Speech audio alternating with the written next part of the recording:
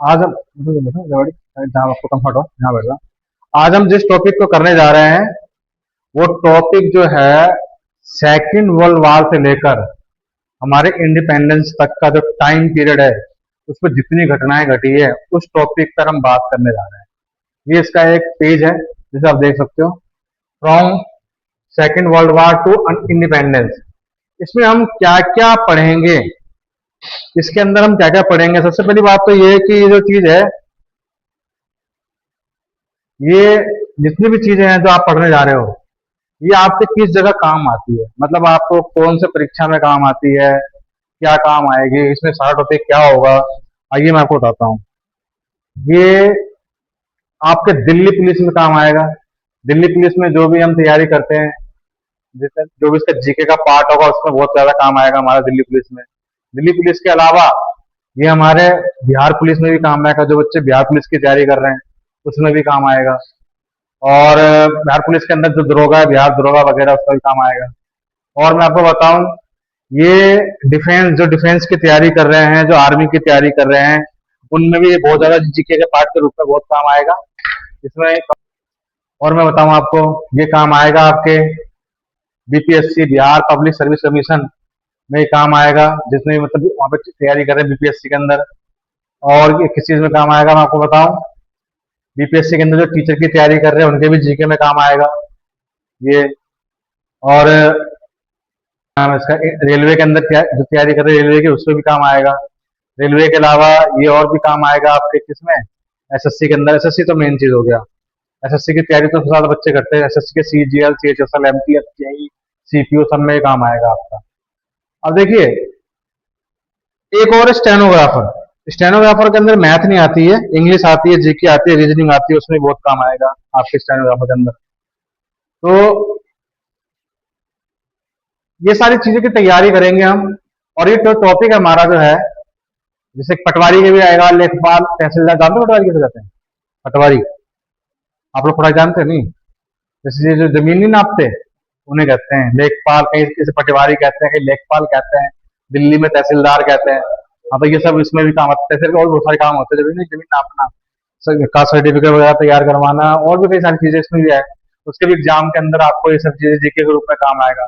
और ये जो हम पढ़ने जा रहे हैं, ये जितनी भी चीजें हम जो पढ़ने जा रहे हैं सेकंड वर्ल्ड वॉर से इंडिपेंडेंस तक जो चीजें हम पढ़ने जा रहे हैं, वो मैं आपको बताऊं। इसके अंदर सबसे पहले तो हम क्या पढ़ेंगे, सेकंड वर्ल्ड वॉर से लेकर इंडिपेंडेंस तक। पहला टॉपिक हमारा जो इसके अंदर मतलब क्या क्या पढ़ेंगे इसमें बताऊं आपको मैं। England in second world war. आखिर इंग्लैंड ने सब पे राज किया। इंग्लैंड की सेकंड वर्ल्ड वॉर में बहुत ही ज्यादा कंडीशन खराब हो गई थी। बहुत ज्यादा कंडीशन खराब हो गई थी उसकी। मैं आपको बताऊं, कंडीशन इतनी ज्यादा खराब हो गई थी कि वो इतना कमजोर हो रहा था कि जिन टेरिटरी पर उसका कब्जा था कि वो भी उसके खिलाफ ना हो जाए, इतना हालत हो गई थी। सेकंड 1 सितंबर 1939 को वर्ल्ड वॉर शुरू हुआ था। इंग्लैंड यानी ब्रिटेन के एक्सिस पावर के अलायंस के साथ जितने भी लोग थे वो भी घबराए हुए थे। वॉर में इंग्लैंड की आर्थिक स्थिति कमजोर हो गई। वॉर के बाद इंग्लैंड चाहता था कि इंडिया में पॉलिटिकल स्टेबिलिटी हो ताकि वो अपनी ताकत बचा रखे। इंडिया के अंदर भी उथल पुथल हो रखा था बहुत ज्यादा, मतलब आपस में लोग लड़ रहे, झगड़ने लग गए थे, ये सारी चीजें। और मैं आपको बताऊं, इसके अंदर एक और मूवमेंट चालू हो गया था, quit India movement. Quit India movement पर चालू हो गया इसके अंदर। इसके अंदर 8 अगस्त 1942, 8 अगस्त 1942 को ऑल इंडिया कांग्रेस ने क्विट इंडिया मूवमेंट चालू कर दिया। इन्होंने इसमें स्लोगन दिया था, डू और डाई का।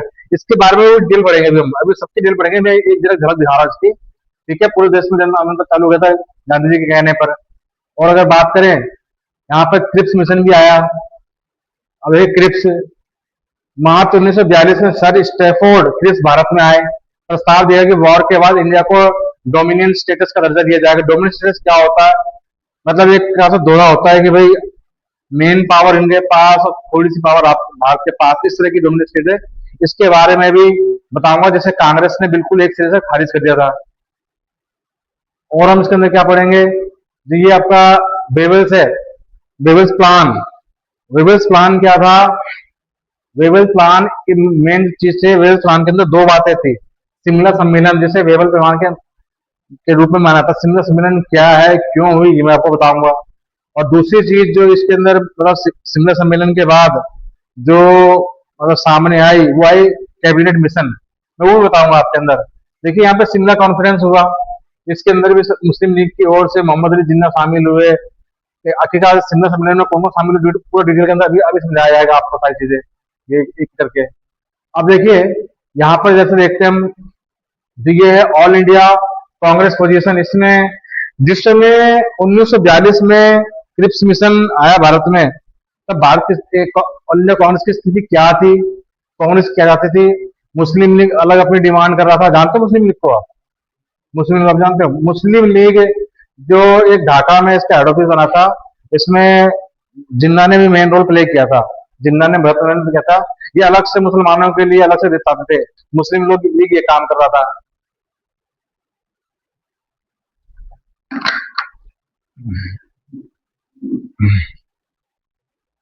कांग्रेस कांग्रेस चाहती थी कि रिप्रेजेंटेशन कम्युनल ना हो बल्कि नेशनल लीडरशिप हो।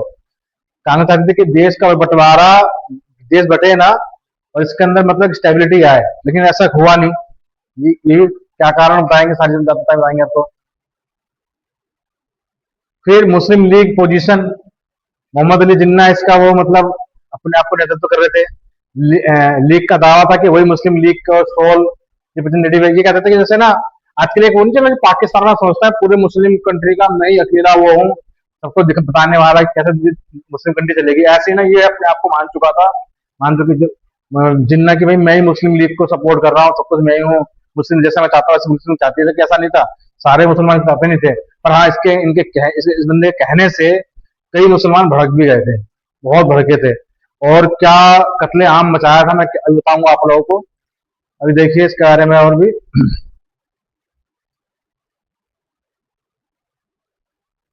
अब नेहरू जी की व्यूज और जिन्ना की व्यूज, इसमें इनका टकराव कॉन्फ्लिक्ट हुआ इनके बीच में। नेहरू एक स्ट्रॉन्ग सेंटर की डोमिनेट डेमोक्रेटिक सेकुलर इंडिया आते थे। जिन्ना मानता था कि हिंदू और मुस्लिम दो अलग अलग नेशन है, ये जिन्ना मानता था। जबकि नेहरू की क्या थी, वो किसी भी प्रकार के कम्युनल डिवीजन के खिलाफ थे। जबकि जिन्ना पाकिस्तान को एक मुस्लिम होमलैंड के रूप में देखता था बंदा। अब मैं आपको बताऊं, separate electorates and power sharing के खिलाफ थे। हर एक ही कम्युनिटी को ना अलग मतलब मान के चले मुसलमान अलग से वोट डालेंगे, उनके अलग से मतलब विधानसभा लोकसभा ऐसा तो हो नहीं सकता। ये चाहते थे कि नहीं भाई मुसलमान को अलग से दिया जाए, ये चीज पॉसिबल नहीं थी। और ये भी मतलब इनका कॉन्फ्लिक्ट हुआ। उसके बाद कैबिनेट मिशन भारत के अंदर जो एंट्री हुई, 16 मई 1946 को कैबिनेट मिशन भारत आए। इसमें पैट्रिक लॉरेंस, स्टेफर्ड क्रिप्स और एवी अलेक्जेंडर के बारे में बताऊंगा मैं आपको। इनको भेजा गया, इनको मतलब कैसे भी समझाने के लिए भेजा गया। हालांकि इनका जो कुछ और ही रोल था समझाने का, ठीक है ना, समझाने का तो क्या रोल था, कोशिश तो ये करी गई थी कि भाई कैसे भी इंडिया को 565 रियासतों में तोड़ दिया जाए। हालांकि ऐसा नहीं है, किताबों में बताया जाता है कि इन्होंने समझाने की कोशिश करी, ऐसा कुछ नहीं है, समझाने की कोशिश की। इनको लगा कि भाई हमारा काम कैसे भी हो जाए और हम इंडिया को जैसे मर्जी वो मतलब बर्बाद कर सके। हालांकि किताबों में कहते हैं कि इंटरिम गवर्नमेंट बनाना चाहते थे ये, ठीक है, काउंसिल असेंबली गठन चाहते थे प्रोविंशन को। इन्होंने क्या किया कि अलग अलग तीन ग्रुप में बांट दिया कि भाई या तो सारे के सारे जितने भी रियासत है ना अपना अपना बना ले देश, या जिसको पाकिस्तान में शामिल हो पाकिस्तान शामिल हो जाए, या जिसको इंडिया में शामिल हो इंडिया शामिल हो जाए। ऐसा कैबिनेट मिशन बनाना चाहता था। इस तरह की चीजें ये फेल हुई, ये भी फेल हुई। और मैं आपको बताऊं इसके बाद जो कहानी हमारी आती है, दूसरी आती है ये इंडिया पार्टीशन। आखिरकार ना चाहते हुए भी इंडिया पार्टीशन हुआ, क्योंकि दंगे बहुत बड़े पैमाने पर फैल चुके थे और इंडिया का पार्टीशन होना ही तय था। और क्योंकि पॉलिटिकल डेडलॉक हो चुका था। पॉलिटिकल डेडलॉक का मतलब ये होता है कोई एक पार्टी की चल नहीं रही थी, कोई अपना चल रहा है, कोई दूसरा चल रहा है, कोई क्या कह रहा है, कोई क्या कह रहा है, मतलब अस्थिरता थी पॉलिटिकल पार्टी के अंदर। 3 जून 1947 को माउंटबेटन भारत में प्लान लेकर आए। हालांकि इनका मकसद था पूरा भारत को तोड़ देना, बट इनको भी समझा दे ऐसा होगा नहीं। ये जिन्ना से अलग बात करते हैं, नेहरू से अलग बात करते हैं, और ये इनके वायसराय रहते थे। पाकिस्तान दो, भारत के दो टुकड़े हो गए और एक बना पाकिस्तान और एक बना भारत आपके, ठीक है। और देखिए जो भी है आगे इसमें पढ़ेंगे, इनके बारे में पढ़ेंगे अभी हम। अब माउंटबेटन की पोजीशन ये थी कि भाई इंडिया में वाइसरी बनकर आए, उन्होंने पार्टी से बातचीत करी, उनके प्लान के तहत पार्टीशन और पावर ट्रांसफर को फाइनल किया जाएगा। अब क्या था कि भाई पावर को ट्रांसफर करना था, पावर ऐसे ट्रांसफर तो होगा नहीं। इनके कहने से ही मतलब कॉन्स्टिट्यूशन असेंबली तैयार हुई, संविधान सभा का जिसका नाम लेते हैं, संविधान सभा बना। और संविधान सभा के अंदर भी स्थायी अध्यक्ष आए, राजेंद्र प्रसाद आए, डॉक्टरी कमेटी तैयार हुई, नेहरू जी को भी इसमें लिया गया, नेहरू जी भी बने। तो सारी चीजें इनके ही कार्यकाल में हुआ था। तो इस प्रकार से अगर हम देखें, आखिर मेन रीजन क्या था पार्टीशन का, इस पर चर्चा करेंगे हम। कम्युनलिज्म और धार्मिक तनाव, कांग्रेस और लीग में मतभेद, British policy divide and quit, और पाकिस्तान की डिमांड, पॉलिटिकल डेडलॉक, ये कुछ रीजन थे जिससे कि मतलब पार्टीशन हुआ। इस पर चर्चा करेंगे हम। अब चूंकि हमारे को पेपर के हिसाब से पढ़ना है, तो भाई पेपर वाली बात अगर आती है तो, और रिजल्ट के रूप में खैर जो भी आया वो ब्रिटिश रूल का अंत हुआ, इंडिया और पाकिस्तान दोनों राष्ट्र बन गए, डोमिनेट बन गए, कॉन्स्टिट्यूशन असेंबली में इंडिया का संविधान बना। लेकिन पाकिस्तान ने एक गहरी मानवीय त्रासदी और लंबे समय तक चलने वाले इंडिया पाकिस्तान का विवाद जन्म दे दिया, जो आज तक चले आ रहा है। ठीक है, चलिए अब तो ये हो गया। तो बेसिकली हमें पढ़ना क्या इसके अंदर है, हमें इस पूरे के अंदर यही चीज पढ़नी है सारी। ये जो सिचुएशन पैदा हुई थी, आखिरकार जो 1942 में जो अगस्त के अंदर क्रांति इंडिया में आई, वो आई क्यों? कहानी थोड़ी सी ये है कि सेकेंड वर्ल्ड वॉर से हम बात स्टार्ट करते हैं। सेकेंड वर्ल्ड वॉर जब स्टार्ट हुआ, तो मैं आपको बताऊं इसके अंदर इंग्लैंड क्राइसिस और push the dominant status. England एक क्राइसिस के दौर से गुजरा भाई, पूरा वर्ल्ड आपस में लड़ गया। कनाडा लड़ गया, यूएस से लड़ गया, फ्रांस हार गया, जापान की ताकत बढ़ती जा रही थी। ठीक है, जापान भारत के बॉर्डर तक आ चुका था, इधर चाइना भी घबराया पड़ा था क्या हो रहा है सारी चीजें। और रसिया उसमें इतना मजबूत नहीं था, वो भी मतलब उसकी स्थिति भी खराब थी। जर्मनी से हिटलर ने, मतलब जर्मनी का जो हिटलर था उसने पूरे से सत्ता यूरोप को जीत लिया, वो अलग बढ़ता जा रहा था। तो उसकी कंडीशन थी कि सेकंड वर्ल्ड वॉर में इंग्लैंड की स्थिति ऐसी खराब हुई कि क्या बताया इसके अंदर। अब जो है, इंग्लैंड एक खुशहाल कंट्री थी, आज भी है खुशहाल है। जो सेकंड वर्ल्ड वॉर 1939 से स्टार्ट हुआ, 41 तक चला, और इसका आगे तक भी चला, ऐसा नहीं खत्म हो गया था ये। वर्ल्ड वॉर सेकंड विस्फोट हुआ, इंग्लैंड में संकट आ गया, हंसता खेलता पूरा ये कंट्री पूरा बर्बादी की ओर चला गया है। तो ये इसके से बर्बादी की ओर गया, तो मैं आपको बताऊं कारण था हिटलर। हिटलर जानते हो हिटलर को? बताइए क्या हिटलर के बारे में जानते हैं? जर्मनी का शासक था भाई। इसके इनकी अपनी किताब है, मेन काफ, MEINCALF, MEINCALF, इनकी किताब है, मेरी आत्मकथा, जर्मनी का तानाशाह। ये समझ लीजिए यूरोप में इसने इतना जबरदस्त कब्जा किया कि मैं क्या बताऊं। इसके कब्जे की वजह से इसने ऐसे ऐसे विस्फोट किए, मतलब पूरे यूरोप को बारूदी सुरंग बना दिया इसने।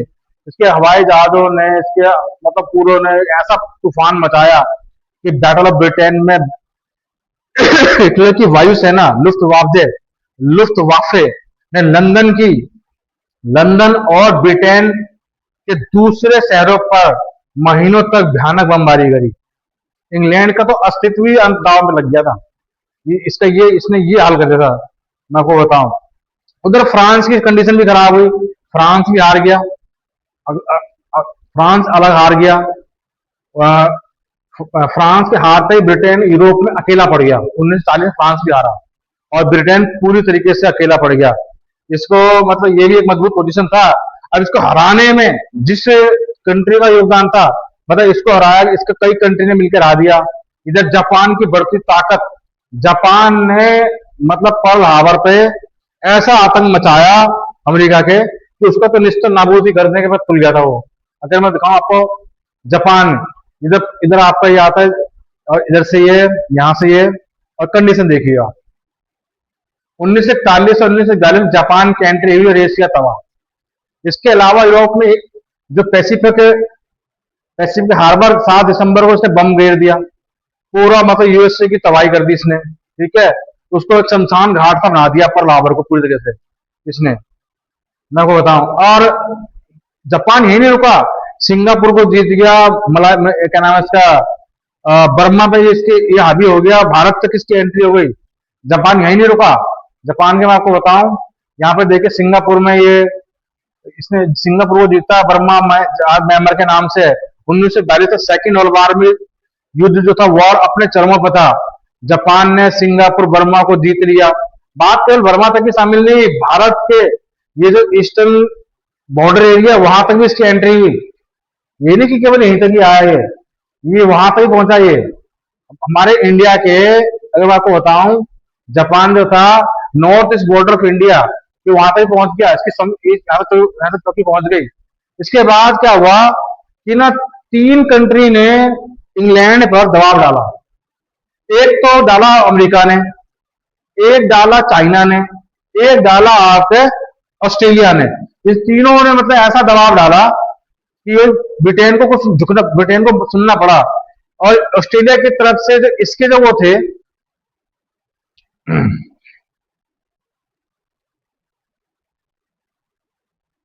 फ्रैंकलिन डी रूजवेल्ट, ये इसके प्रेसिडेंट थे, इन्होंने जवाब डाला उस समय। चाइना के लीडर थे, चाइना के लीडर थे, इनका नाम था चाइनीज लीडर चिरांग कई शेख, इन्होंने वो डाला। और ऑस्ट्रेलिया के जो पीएम थे जॉन कर्टिन, इन्होंने इंग्लैंड पे बहुत ज्यादा दबाव डाला। आखिरकार रीजन क्या था? क्या रीजन था? मतलब कि भाई इन्होंने ब्रिटेन को समझाने की कोशिश करी कि भाई अगर ऐसा चलता रहा तो हमारा वो दिन दूर नहीं जिस दिन हम पूरा खत्म हो जाएंगे। कुछ रीजन थे, तो आज मैं बताता हूँ इसके रीजन क्या थे मेन। अगर हम रीजन की बात करें तो देखिए, अगर रीजन की बात करें तो collapse of Britain empire in Asia, Japan ने बहुत तेजी से कार्रवाई की, उससे ब्रिटिश एम्पायर के सबसे मजबूत गढ़ सिंगापुर, मलाया और बर्मा का कब्जा कर लिया उसने। ठीक है। और अगर मैं बताऊं आपको थ्रेट ऑफ इंडिया, वो इंडिया को भी, इंडिया की तरफ भी आ चुका था। वो मार्च 1942 तक जापान की आर्मी भारत के नॉर्थ ईस्ट बॉर्डर तक पहुंच गई। ब्रिटेन की सबसे बड़ी कॉलोनी यानी यही इंडिया थी। इंडिया अब सीधे खतरे में थी। और मैं आपको बताऊं, अलायंस पावर का दबाव पड़ेगा पड़ेगा। अलायंस पावर के रूप में ये यूएसए था, आपका चाइना थे, ऑस्ट्रेलिया थे, कई कंट्री थे, जो उन्होंने दबाव बनाना शुरू किया कि भाई आप कुछ ना कुछ कीजिए। तो यूएस से China factor, US president Franklin D Roosevelt और चाइनीज लीडर कई शेख जानते थे कि अगर इंडिया पर कब्जा हुआ जापान का तो वो युद्ध हार जाएंगे। और तब जाके उस समय मैं आपको बताऊं, चर्चिल ब्रिटेन के प्राइम मिनिस्टर थे। चर्चिल पर इन तीनों का प्रेशर पड़ा, इन तीनों का प्रेशर पड़ा चर्चिल पर, तीनों का। देखो, तीनों ने मिलकर प्रेशर ऑफ चर्चिल, उन्होंने ब्रिटिश पीएम विस्टन चर्चिल पर दबाव डाला कि भैया कुछ कीजिए, नहीं तो हमारी स्थिति हो जाएगी खराब। इन्होंने कहा कि तुम भारत में जाओ, भारत के नेताओं से भारत में किसी को भेजो, उनके नेताओं से कोई बात करे।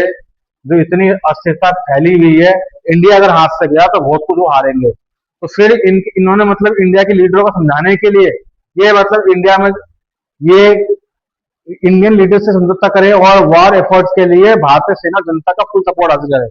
इन्होंने कहा कि आप एक काम की, सेकेंड वर्ल्ड वॉर में भारतीय लीडर्स को समझाइए कि वो अपने लोगों को युद्ध में लड़ने के लिए सैनिक के रूप में भेजें और ताकि सपोर्ट करें, तो उनको कुछ ना कुछ हम गिफ्ट देंगे, ऐसा उन्होंने कहा।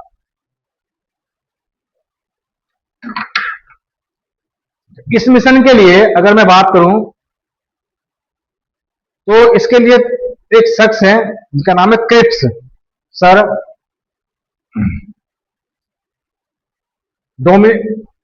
Stephen Cripps in India. Stephen Cripps को 1942 में इंडिया भेजा था। स्टेफन क्रिप्स का मेन काम था कि वो ये डोमिनियन स्टेटस का दर्जा दिया जाए। ये इन्होंने एक चाल खेली। डोमिनियन स्टेटस क्या होता है कि आर्मी की पावर और क्राउन की कुर्सी तो इंग्लैंड के पास रहेगी, बाकी छोटे मोटे जितने भी मतलब पावर है वो इंडिया के पास रहेगी। इसलिए ये समझाने के लिए भेजा गया इन्होंने अपनी डोमिनिकेट एंड डिस्पेरेट सिचुएशन से बाहर निकलने के लिए ब्रिटिश गवर्नमेंट ने मार्च 1942 में सर स्टेफर्ड क्रिप्स को इंडिया भेजा। इसी मिशन का नाम क्या रखा गया था? Cripps mission. सबसे पहले कौन सा मिशन आया था वर्ल्ड वॉर के टाइम पर भारत में? कौन सा है वो? क्रिप्स मिशन आया था। ठीक है। और जिस समय ये क्रिप्स मिशन भारत में आए थे, उसमें भारत पे जो वायस राय थे वो लिन लिथगो थे। भारत में जो वायस राय थे, ये इनका नाम है लिन लिथगो। देखो बताता हूं आपको, लॉर्ड लिनलिथगो, इनका जो कार्यकाल था 1936 से लेकर 1943 तक इनका कार्यकाल था। ये आए, इन्होंने मुलाकात करी इनसे, फिर इनसे मुलाकात की, इन लोगों ने मिलकर प्लान तैयार किया कि कैसे भारत में मतलब लोगों को समझाया जाए, तैयार किया जाए अपना काम, और कैसे इनको युद्ध में लड़ने के लिए तैयार किया जाए, और इनको थोड़ा बहुत जो भी पावर दे दी जाए। लेकिन ऐसा भाई हो नहीं सका। कारण क्या था भाई, अगर मैं आपको बताऊं कि क्या कारण था, आखिरकार इनकी जो पॉलिसी थी ना, डोमिनेंट पॉलिसी क्या थी कि भाई डोमिनेंट स्टेटस ये है क्या चीज, मैं आपको बताता हूँ। डोमिनेंट स्टेटस जो था वो ये था कि भाई देखिए देखिए, भारत में ये भी लोग, भारत के जो लोग हैं वो भी सबका सवाल है, भी सवाल है। इसका मतलब यह था कि भारत को अपने घरेलू मामले, डोमेस्टिक गवर्नेंस में आजादी होगी, लेकिन डिफेंस, रक्षा, सेना और क्राउन के प्रति निष्ठा, लॉयल्टी तो ब्रिटिश क्राउन के हाथ में ही रहेगी। मेन पावर ही चाहते थे कि अपने पास रखना, और छोटी मोटी ताकतें ये इनको देना चाहते थे। लेकिन भाई ऐसा, अब क्या कहानी हुई, महात्मा गांधी को उन्होंने समझाने की कोशिश करी, उन्होंने इस बात को सुना और कंप्लीटली उन्होंने इसका विरोध कर दिया। उन्होंने विरोध करते हुए कहा, उन्होंने क्या कहा कि भाई demand for complete independence. Mahatma Gandhi और जवाहरलाल नेहरू ने इसे सीधे खारिज कर दिया। गांधी जी ने कहा कि, सॉरी, गांधी जी ने यह भी कहा, a post dated cheque on a crashing bank. Mahatma Gandhi ji ने कहा था कि ये तो एक ऐसा ऐसा चेक है जिसका बैंक डूब गया और उसने पोस्ट डेटेड चेक दे रखा, आगे का चेक दे दिया। आज ये बैंक डूब रहा है और आगे की चेक दे रहा लोगों को। ऐसा कोई पॉसिबल है भाई? ऐसा पॉसिबल तो है नहीं भाई। तो इस तरह की बात को ये करने लगे, ठीक है। तो भाई इन्होंने इसको फेल कर दिया और इन्होंने इसका आंदोलन चालू करवा दिया, लोगों से कह रहे कि भाई देखिए ऐसा है, क्रिस मिशन हो गया फेल, हम नहीं मानते। और इन्होंने स्टार्ट हुआ कि वी वांट कंप्लीट इंडिपेंडेंस की डिमांड इन्होंने करी। हालांकि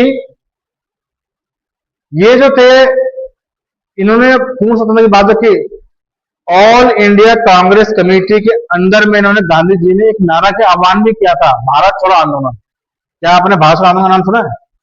क्विट इंडिया मूवमेंट का नाम सुना है? 1942 में स्टार्ट हुआ था, आपने नाम सुना है? ठीक है, क्विट इंडिया मूवमेंट। अब ये क्विट इंडिया मूवमेंट मतलब नारा तो दिया इन्होंने, और ये इन्होंने ये नारा ऐसे नहीं दिया था। नारा तो खैर मैं को बताऊं, ये जो मीटिंग हुई थी बेसिकली वर्धा में मीटिंग हुई थी। 14 जुलाई 1942 वर्धा में कांग्रेस वर्किंग कमेटी ने, कांग्रेस कार्य समिति ने, दैट इज जिसको कंप्लीट इंडिपेंडेंस और नॉन वायलेंस मास स्ट्रगल का अगेंस्ट ब्रिटिश रूल के खिलाफ उन्होंने बिल्कुल फूंक दिया। और जिसके तहत महात्मा गांधी सीधे आ गए सड़कों पे, उन्होंने स्टार्ट कर दिया क्या, आपका quit India movement. Mahatma Gandhi ने जो, ऐसा होता है कि जैसे शब्द से कोई और लिख के देते, बोलते कोई और है। महात्मा गांधी ने क्विट इंडिया मूवमेंट शुरू किया था, पर क्विट इंडिया मूवमेंट शब्द दिया किसने था? इन्होंने नहीं दिया था। मतलब क्विट इंडिया मूवमेंट जो शब्द दिया था, एक यंग से लड़के थे जो यूसुफ अली है। ये देखिए, डू और डाई, दो वर्ड मिले थे हमारे को क्विट इंडिया मूवमेंट में, डू और डाई। और क्विट इंडिया मूवमेंट करने वाले का श्रेय एक स्वतंत्र सेनानी और पूर्व मेयर यूसुफ मेहर अली ने दिया था। ये वाला, ये भी इनके साथ, मतलब ये भी कूद गए थे मैदान के अंदर, क्विट इंडिया मूवमेंट के अंदर ये भी कूदे थे। गांधी जी का साथ इन्होंने भी दिया था, मिलकर साथ दिया था बाकायदा। और जिस जगह पे साथ दिया था, मैं आपको बताऊं, जगह का नाम है ग्वालियर टैंक मैदान, बॉम्बे, जिसे आज हम अगस्त क्रांति मैदान के नाम से भी जानते हैं। यहाँ पे क्विट इंडिया मूवमेंट चला। और ये देखिए, था तो ये मतलब अहिंसा के लेकर, लेकिन इन्होंने, गांधी जी ने इसमें जो एक स्लोगन दिया था, डू और डाई, इसी में दिया था, डू और डाई। अब यहाँ पे देखते हैं इनके बारे में, बताते हैं।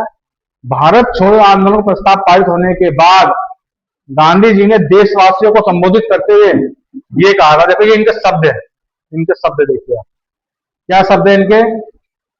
मैं आपको एक मंत्र देता हूं, एक छोटा सा मंत्र जो आप अपने दिल में उतार सकते हैं और अपनी हर सांस में व्यक्त कर सकते हैं। वह मंत्र है करो या मरो।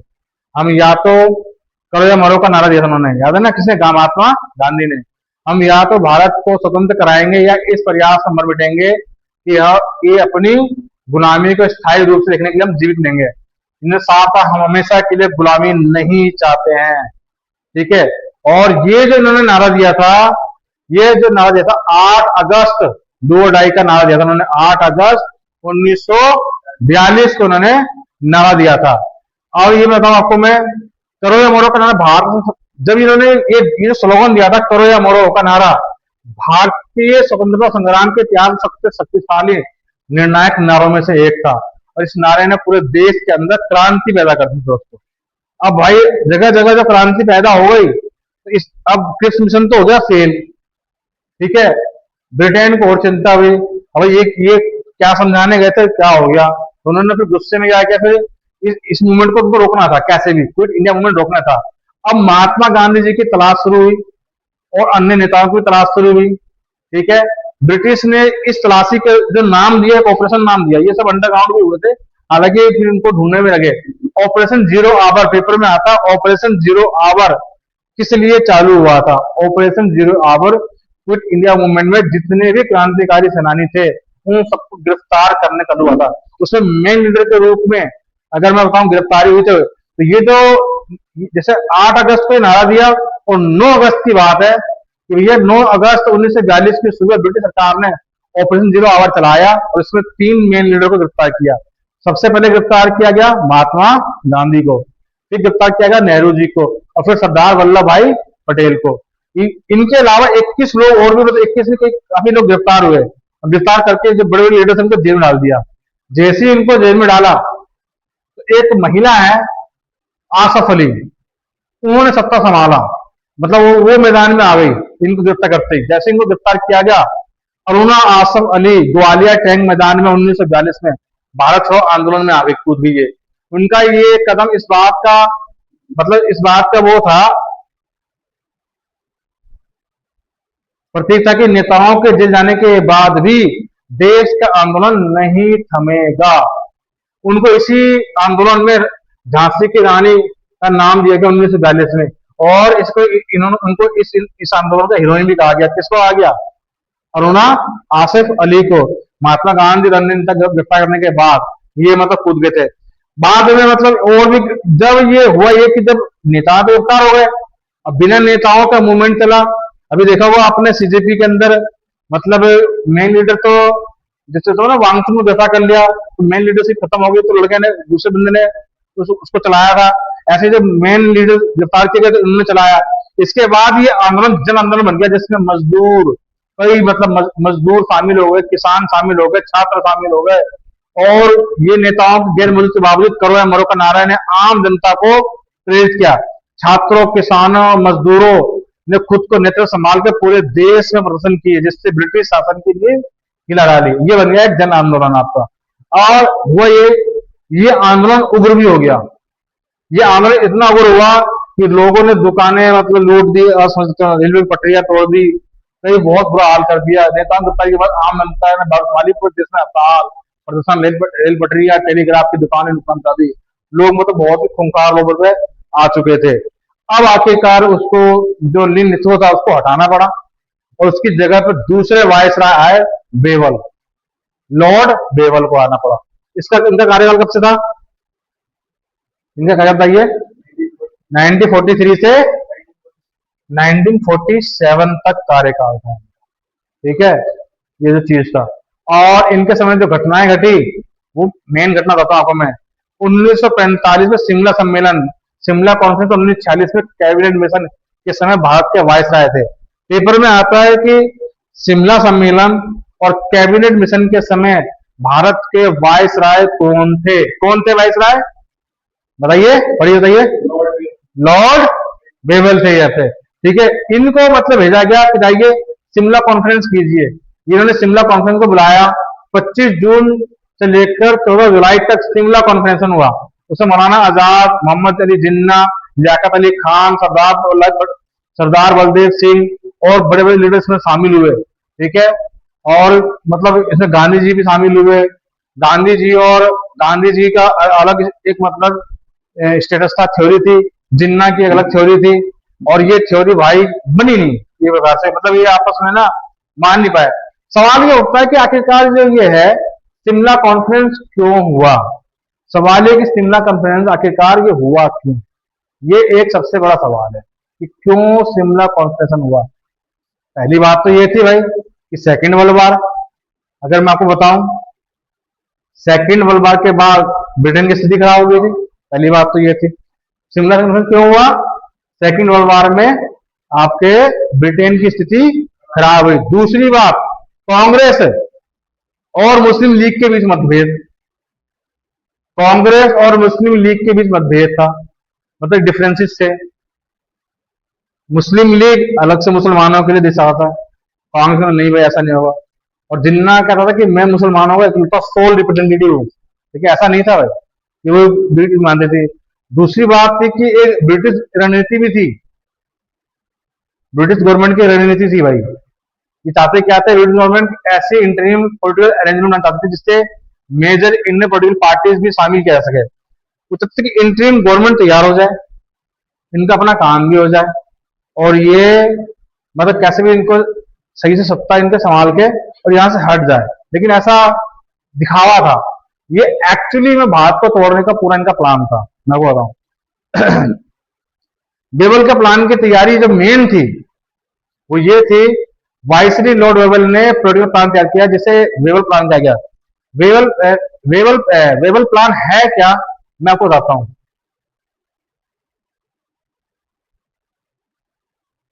देखिए, ब्रिटिश इंडिया में पावर ट्रांसफर का सवाल प्रमुख हो चुका था।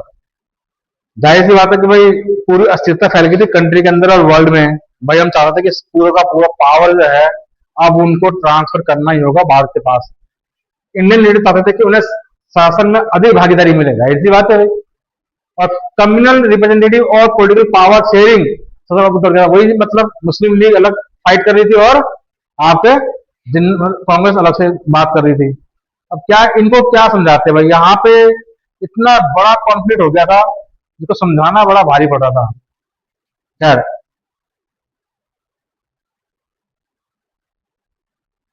तो ये सारी चीजें आप देख लीजिए, मतलब कि वेल प्लान क्या था। 1945 में लोग लंदन से लौटने के बाद प्लान की घोषणा करी। वेल प्लान का मेन ऑब्जेक्ट क्या था, वाइसरी एग्जीक्यूटिव काउंसिल और वाइजरी एग्जीक्यूटिव काउंसिल, समझते हो, देश को चलाने के लिए कैसे देश चलेगा, मेन लीडरशिप किसके हाथ में होगी, ये सारी बातें।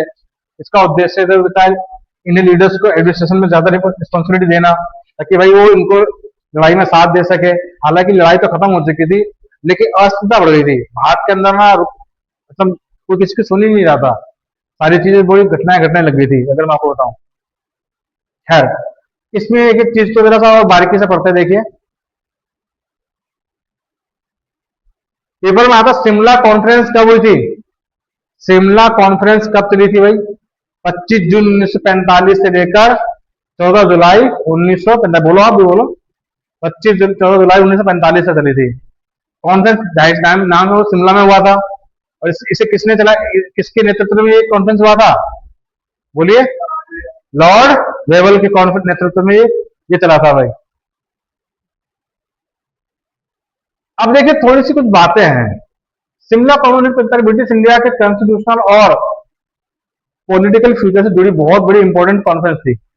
इसे बेवल्स कॉन्फ्रेंस कहते हैं। क्या थी भाई, सेकेंड वर्ल्ड वार में इंडिया में पॉलिटिकल सिचुएशन बहुत कॉम्प्लिकेटेड हो गया था। सेकेंड वर्ल्ड वार हुआ, पूरे देश पूरे देखो, जैसे सेकेंड वर्ल्ड वार हुआ आर्थिक महामंदी पूरे वर्ल्ड में आ चुकी थी। मतलब सप्लाई तो थी पर डिमांड ही नहीं आ रही थी। एक प्रकार से ये कह सकते हैं कि चीजें तो लोग चाहते थे लेना, तो पैसा नहीं था। उसके बाद कोई पॉलिटिकल डेडलॉक हो चुका था कि भाई किसी कोई भी नेतृत्व सही से कर नहीं रहा था। पूरे इसका असर भारत में ज्यादा पड़ा था।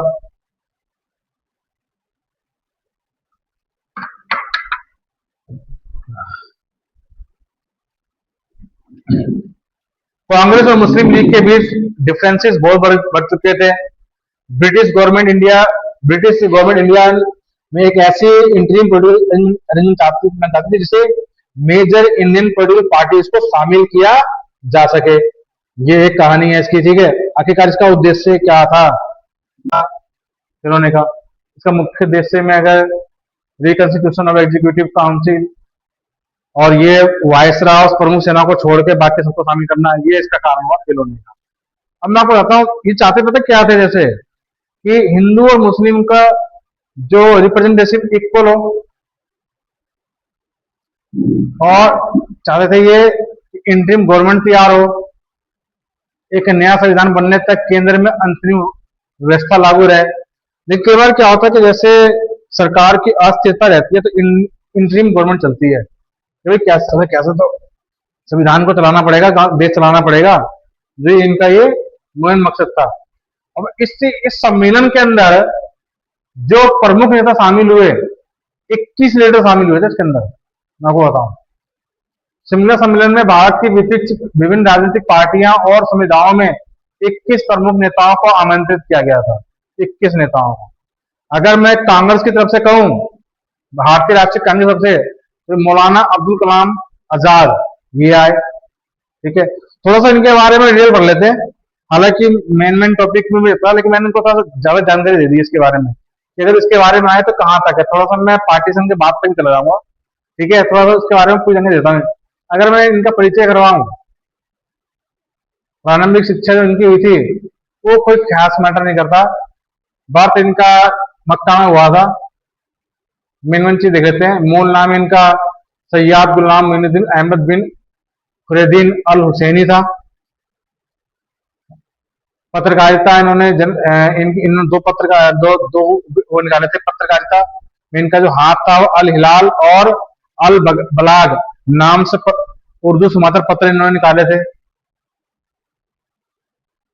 अगर रोल इन फ्रीडम स्ट्रगल के रूप में देखें हम, तो ये कहते हैं कांग्रेस के सबसे युवा शख्स थे ये कांग्रेस के। 1923 में मात्र 35 वर्ष की आयु में दिल्ली के विशेष अधिवेशन में भारतीय राष्ट्रीय कांग्रेस में सबसे युवा अध्यक्ष बने ये। और इनके बारे में बताता हूं आपको बात। लंबे समय तक के लिए longest service pre independence president, 1940 से 1946 तक भारत छोड़ो आंदोलन, शिमला सम्मेलन और कैबिनेट मिशन में महत्वपूर्ण दौर में इन्होंने भूमिका अध्यक्ष के रूप में काम किया था। ये एक चीज और भी है, हमारे देश के पहले शिक्षा मंत्री के रूप में रहेंगे, पहले शिक्षा मंत्री।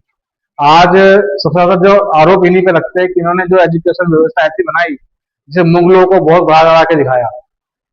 यही इनके ऊपर सबसे बड़ा एलिगेशन है, और जो कि बात सच भी है। इन्होंने मुगलों को इतना बढ़ा चढ़ा के दिखाया, और हिंदू जितने भी लीडर्स है हमारे, या जितने हमारे वॉरियर से, उनको इन्होंने गिरा के दिखाया किताबों के अंदर, एनसीईआरटी किताबों में।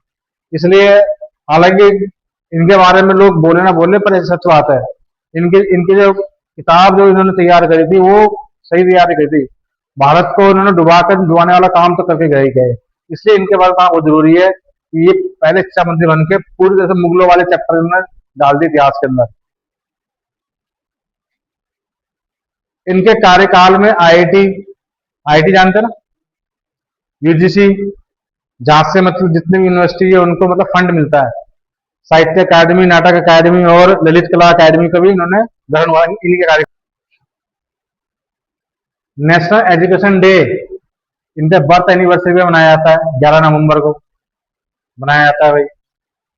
प्रसिद्ध पुस्तकें जिन्होंने किताबें लिखी हैं, तो किताबें कौन कौन सी मैं आपको बताता हूं। इंडिया विंस फ्रीडम, गुब्बारे खातिर भी इन्होंने किताब लिखी। और 1992 में इनको मरणोपरांत जो है भारत रत्न से सम्मानित भी किया गया कांग्रेस सरकार में। अब बताइए, जिस शख्स ने मुगलों को इतना हीरो बनाया, कांग्रेस ने उसको क्या दिया? भारत रत्न 1992 में। आज कांग्रेस अपने पतन की ओर जो गई हुई है, यही सब कारण है जो लोग देखते हैं ना, तो इस वजह से इनका पतन का कारण बना इनका। दूसरे जो शिमला कॉन्फ्रेंस में शामिल हुए, पंडित जवाहरलाल नेहरू जी। क्या जानते हैं आप पंडित जवाहरलाल नेहरू जी के बारे में? First prime minister. और बताइए, चिल्ड्रंस डे मनाते हैं, कब मनाते हैं? 14 नवंबर को। और ये बैरिस्टर थे, लंदन से इन्होंने एडवोकेट वकालत की पढ़ाई की थी। इनके पापा मोतीलाल नेहरू जी भी बैरिस्टर थे। ठीक है। अब आज जो नीति आयोग है, उस समय क्या था? योजना आयोग, उसके ये फर्स्ट चेयर थे। ठीक, फर्स्ट थे ये। ठीक है, थोड़ा सा इनकी जानकारी लेते हैं भाई। हाँ जी, 5 इंट्रोडक्शन लेते हैं इनका जरा। 14 नवंबर 1889 में इलाहाबाद में इनका जन्म हुआ था। आज इलाहाबाद किस नाम से जाना जाता है? प्रयागराज के नाम से जाना जाता है। ठीक है। इनके पिता का नाम क्या था? मोतीलाल नेहरू। और माता जी का नाम क्या था? स्वरूप रानी नेहरू। ये कैलिफोर्निया में एजुकेशन लेके आए थे, ये बताया था, कैम्ब्रिज यूनिवर्सिटी से। Education at Harrow school and Trinity college Cambridge and earn a barrister degree. इनको जो लंदन से वकालत करके आता है उन्हें क्या बोलते हैं? बैरिस्टर। और इंडिया में एडवोकेट। ठीक है, इनको कहते हैं इंडिया में जो है। 1912 में भारत लोग इलाहाबाद हाई कोर्ट में इन्होंने वकालत शुरू की थी। सबसे पहले वकालत इन्होंने कहां शुरू की थी? 1912 में। ठीक है। अब इनका रोल इन इंडिपेंडेंस स्ट्रगल देखा, बताते इनके बाद रोल इनका था। महात्मा गांधी से मुलाकात इनकी कब हुई थी? 1916 में हुई थी। ठीक है। लखनऊ कांग्रेस अधिवेशन में महात्मा गांधी से मिले और स्वतंत्रता संग्राम में सक्रिय हुए थे। ये देखिए, मुलाकात हुई और ये मतलब एक तरह से एक्टिव हो चुके थे पूरी तरीके से। क्या आप जानते हैं नॉन कॉपरेशन मूवमेंट? जानते हैं नॉन कॉपरेशन मूवमेंट? असहयोग आंदोलन जब मतलब आजाद तो 1920 में जाते हैं, पर एक घटना घट गई थी जिसमें पुलिस वालों को जला के मार के वजह से ये मूवमेंट फेल हुआ था। उस मूवमेंट में भी इन्होंने हिस्सा लिया और उसके बाद उसी मूवमेंट में पहली बार ये जेल गए थे। नहीं, जलियांवाला बाग कांड जो हुआ था ना, जलियांवाला बाग कांड हुआ था, उसमें कई सारे सरदार जी को मार दिया था, हमारे सरदार भाइयों को। तो उसी को लेकर उसी का आक्रोश था जो चल रहा था, 1920 में शुरू हो गया था। हालांकि इससे पहले भी कई आक्रोश था, लेकिन जन आंदोलन ये बन गया था उसी को लेकर। मेन तो ये था। हाँ, 21 की 22 पुलिस वालों को मार दिया था उन्होंने, सच्चो सही। हाँ, जो था वो जो कांड हुआ था। ठीक है ना। तो ये उसमें कहता है कि एक वो थे, मैं आपको बताऊं, महावीर नाम के शख्स को गिरफ्तार कर लिया था। उनको छुड़ाने के लिए गए थे, तो लोगों ने उग्र भीड़ ने फूंक दिया थाना पूरा, गए थे। और 1929 में पूर्ण स्वराज का प्रस्ताव पेश किया था। पूर्ण स्वराज जानते क्या होता है? पूर्ण स्वराज, कंप्लीट इंडिपेंडेंस। भाई सीधी सीधी बात तो पढ़ दिया आपने कि भाई कंप्लीट इंडिपेंडेंस, जिसका देश वही चलाएगा भाई, इसे कहते हैं बेसिकली पूर्ण स्वराज रिजोल्यूशन। ये कब हुआ था? 1929 को हुआ था बकायदा। इसके बाद एक साल बाद जो चला था हमारा सविनय अवज्ञा आंदोलन, जिसे बोलते हैं हम डिसओबीडियंस मूवमेंट, यानी कि सिविल डिसओबीडियंस, और क्विट इंडिया मूवमेंट तो चलाई था 1942 में। उसमें ये सविनय अवज्ञा आंदोलन 1930 में चला था। भारत छोड़ो आंदोलन 1942 में अग्रणी भूमिका निभाई, जिसमें इनको 9 बार जेल जाना पड़ा था। 9 बार जेल जाना पड़ा था इनको। और ये देश के क्या बने थे? पहले प्राइम मिनिस्टर। आधुनिक भारत का निर्माण आईआईटी, आईआईएम, एम्स, इसरो और भाखा नागल डैम, जानते हो डैम? भाखा नागल डैम भी आधारशिला इन्होंने रखी थी। ऐसा नहीं इन्होंने काम नहीं किया था भाई, बहुत। अब बताइए, आईआईटी, आईआईएम, एम्स रखा था, इनके टाइम पे बनाया था भाई, ऐसी कोई बात नहीं है। उसके टाइम पे भी थे। अब उसके टाइम पे चीज, मतलब उसके टाइम पे चीज घटित हुई थी, लेकिन नींव रखने वाले शख्स यही थे। प्रधानमंत्री तो नींव रखेंगे ना मेन। अब देखिए, कोल्ड वॉर, कोल्ड वॉर समझते हो आप लोग? शीत युद्ध के दौरान भारत को गुट निरपेक्षता का विरोध विदेश नीति पर चलाया। कोल्ड वॉर यह था कि भाई एशिया एक अलग से अपना अलायंस चला रहे थे, यूरोप अलग चला रहे थे। यूरोप चाहता था अपना प्रभुत्व एशिया पे, अपनी बात को लागू करवाना था कि जैसा ही नहीं था, तो इसलिए पॉलिटिकल उथल-पुथल हो जाता।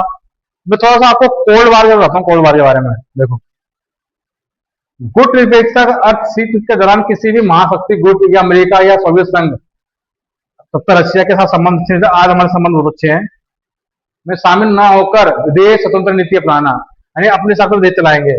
ये जो गुट निरपेक्षता हुआ था 1955 में इंडोनेशिया के बांडुंग सम्मेलन में गुट निरपेक्ष आंदोलन की नींव रखी गई थी बकायदा। जैसे कोल्ड वार क्या है मैं आपको बताता हूँ। जैसे कि शीत युद्ध एक ऐसा तनावपूर्ण माहौल था जहां कोई वास्तविक डायरेक्ट होट वार डायरेक्ट प्रत्यक्ष युद्ध नहीं लड़ा गया, बल्कि वैचारिक, राजनीतिक और सैन्य प्रतिस्पर्धा का दौर चला। भाई हमारे विचार अलग है, आपके विचार अलग है, हम अपने सब सेना चलाएंगे, ठीक है, ये सारी चीजें चलाएंगे।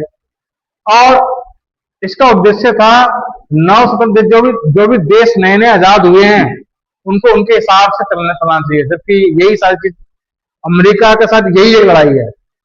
अमेरिका अपने हिसाब से जाता है। आज अमेरिका कैसे पावरफुल हुआ, एक मैं आपको उसको बताऊंगा, बना कैसे इतना पावरफुल बंदा, जबकि इतनी छोटी इतना बड़ा देश नहीं है, लेकिन वह पूरे वर्ल्ड पे राज लग रहा है। इंग्लैंड जो जितना उसने इंग्लैंड ने राज किया उससे ज्यादा राज अब ये करने जा रहा है। हालांकि इंग्लैंड ने भी राज अब तक किया, तो अमेरिका कैसे मतलब चाहता है। तो ऐसे ऐसे देशों की जो बातें ना बिल्कुल अपने देश के अंदर शामिल ना करना। अगर देखा जाए तो क्या नाम है, ये क्या नाम का, हमारे प्रधानमंत्री कौन है, मोदी जी जो है, वो सारी चीजें तो नहीं मान रहे इसकी, इसलिए तो वो लगभग ऐसी ही पॉलिसी को अपनाते वो भी। सोवियत संविधान सभा के सदस्य के रूप में पंडित नेहरू जी ने एक मेन रोल प्ले किया था। आपको बताऊं 13 दिसंबर 1946 नेहरू जी ने 13 को संविधान सभा में ऐतिहासिक उद्देश्य ऑब्जेक्टिव रिजोल्यूशन, जिसे उद्देश्य प्रस्ताव कहते पेश किया, जो भारतीय संविधान की प्रस्तावना का आधार बना। पेपर में आता है उद्देश्य प्रस्ताव किसने पेश किया था, पेपर में सीधा आता है, तो नेहरू जी ने पेश किया था भाई। ये दूसरी बात, ये यूनियन पावर कमेटी संघ शक्ति समिति के अध्यक्ष भी थे। ये किसके अध्यक्ष थे, ये यूनियन पावर कमेटी के ये चेयर थे, ठीक है, अध्यक्ष थे ये बकायदा। संघ संविधान समिति, वे संघ संविधान समिति यूनियन कॉन्स्टिट्यूशन कमेटी के अध्यक्ष थे। अब जो अध्यक्ष होंगे मेन तो पावर उसी का हाथ में होगा। जो भी संघ बेसिकली संघ था क्या, सारे कंट्री सारे स्टेट को एक साथ चलाना, इकट्ठा करके चलाने का काम किया। इन्होंने सौंपा था किनको, सरदार वल्लभ भाई पटेल जी को काम सौंपा था। इनकी पुस्तकें कौन कौन सी थी लिखी हुई इनके द्वारा, the discovery of India and autobiography, जो किसी और ने लिखी थी इनके बारे में, और ग्लिम्पिस ऑफ वर्ल्ड हिस्ट्री, ये इनकी किताब थी, इनके बारे में जानकारी चाहिए था आपको। और ये सभी आपने बोला था 14 नवंबर चिल्ड्रंस डे के रूप में मनाया जाता है, ठीक है। 27 मई 1964 को नई दिल्ली में इनका देहांत हो गया, ठीक है। ये अपनी नेचुरल डेथ इनकी हुई थी और किसी बीमारी वगैरह से नहीं, या किसी ने इनको मारा नहीं था, ये अपने से गए थे। अब अगले जो शामिल होने वाले थे उसमें से एक और थे कौन, ये अभी हम जो बात कर रहे हैं शिमला कॉन्फ्रेंस में बात कर रहे हैं, जिसमें कौन कौन इनका शामिल हुए थे। हालांकि इनका नाम आया तो उनके बारे में पूरे पेपर में जानकारी पूरी दे रहे हैं आपको। सरदार वल्लभ पटेल, क्या जानते हैं इनके बारे में बताइए। आयरन मैन कहते हैं, और स्टेच्यू ऑफ यूनिटी भी है इनका, और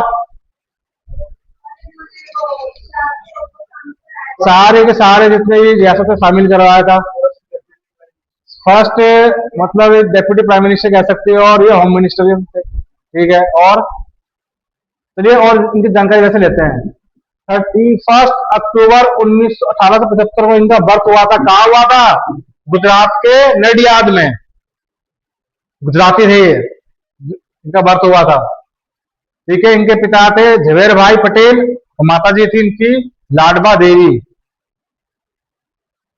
इंग्लैंड के मिडिल टेम्पल से कानून की पढ़ाई पूरी करी, ये भी एडवोकेट थे, और अहमदाबाद हाई कोर्ट में ये बैरिस्टर के रूप में उन्होंने अपना प्रैक्टिस किया। अहमदाबाद हाई कोर्ट के अंदर ये बैरिस्टर थे। कंट्रीब्यूशन ऑफ फ्रीडम स्ट्रगल के बारे में देखते रहा। 1918 में एक सत्याग्रह हुआ था, खेर सत्याग्रह। क्या था ये, मैं आपको बताता हूं। टैक्स ब्रिटिश गवर्नमेंट माफ ही नहीं कर रही थी वहां के किसानों का, तो गांधी जी के नेतृत्व में साथ मिलकर इन्होंने वहां पर टैक्स माफ करवाया था। किसका, अंग्रेजों का।